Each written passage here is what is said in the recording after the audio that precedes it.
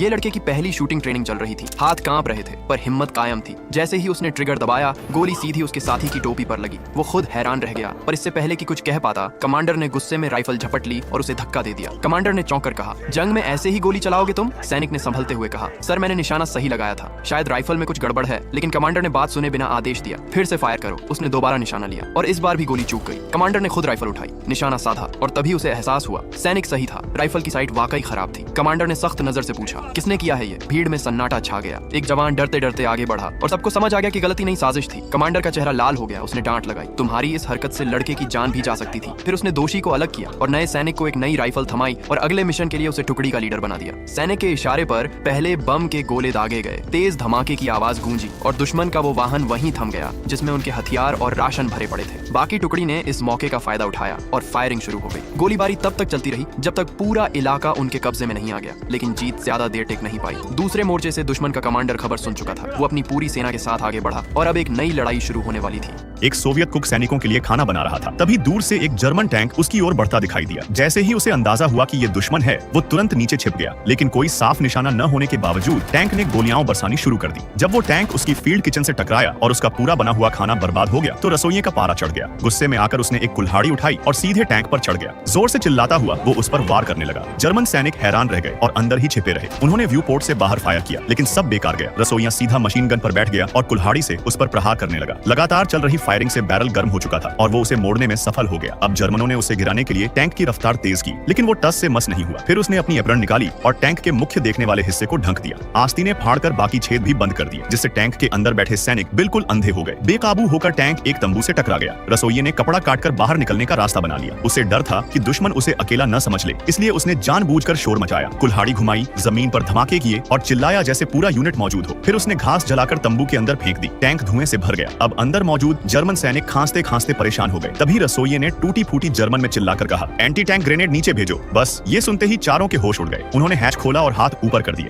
रसोइये ने तुरंत राइफल तान दी और सबको हथियार फेंकने को कहा। जब वो सैनिक पीछे मुड़े तो हैरान रह गए। जो उन्हें घेर रहा था वो कोई योद्धा नहीं, एक अकेला कुक था। लेकिन तब तक बहुत देर हो चुकी थी। रसोइया उनकी शक्ल देखकर ठहाका मारने लगा। कुछ समय बाद जब बाकी सोवियत सैनिक लौटे और दूर से टैंक देखा तो सभी घबरा गए, जमीन पर लेट गए और कवर में चले गए। मगर जब कमांडर ने झांक कर देखा तो पाया कि टैंक के पास वही रसोइया खड़ा है, हाथ में राइफल लिए और चिल्ला रहा है, बाहर आ जाओ, खाना तैयार है। सब दंग रह गए। जब उन्हें यकीन हो गया कि वो बंदी नहीं है, तब जाकर बाहर आए और जब पता चला कि उसने 4 जर्मनों को बिना एक भी गोली चलाए पकड़ लिया और एक टैंक भी छीन लिया, तो वो अवाक रह गए। ये कोई मनगढ़ंत कहानी नहीं, बल्कि हकीकत में घटी एक रोमांचक घटना है।